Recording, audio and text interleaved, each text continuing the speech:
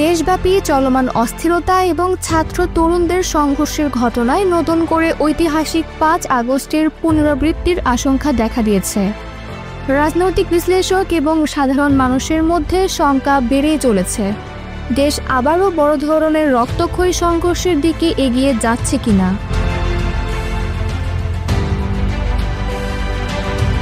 সাম্প্রতিক সময়ে দেশের বিভিন্ন স্থানের সংঘর্ষ, ছাত্র তরুণদের মধ্যে বিভাজন এবং সহিংসতার ঘটনায় দেশের স্থিতিশীলতা নিয়ে উদ্বেগ তৈরি হয়েছে।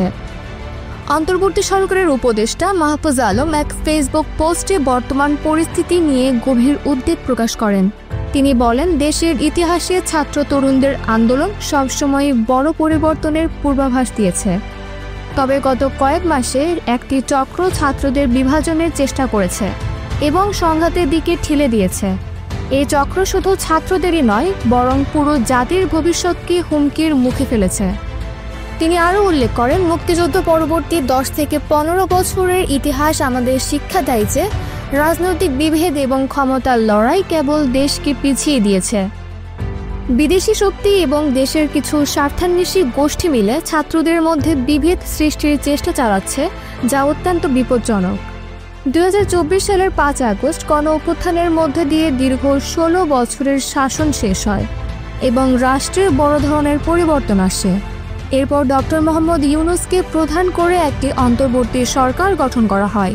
তবে সাম্প্রতিক সময়ে ছাত্র আন্দোলন, সংঘর্ষ এবং রাজনৈতিক অস্থিরতার ঘটনা দেখে অনেকেই আশঙ্কা করছেন, দেশের রাজনীতিতে আবারও বড় ধরনের সংঘর্ষ ও পরিবর্তনের পরিস্থিতি তৈরি হতে পারে।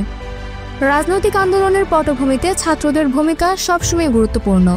তবে বর্তমান পরিস্থিতিতে ছাত্রদের মধ্যে সংঘাতের পরিণতি কী হতে পারে তা নিয়ে রাজনৈতিক মহল এবং সাধারণ মানুষ শঙ্কিত।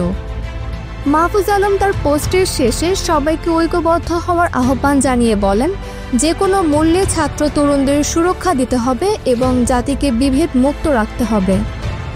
আমরা যদি ঐক্যবদ্ধ হই তবে এই চক্রান্ত ব্যর্থ হবে ইনশাআল্লাহ।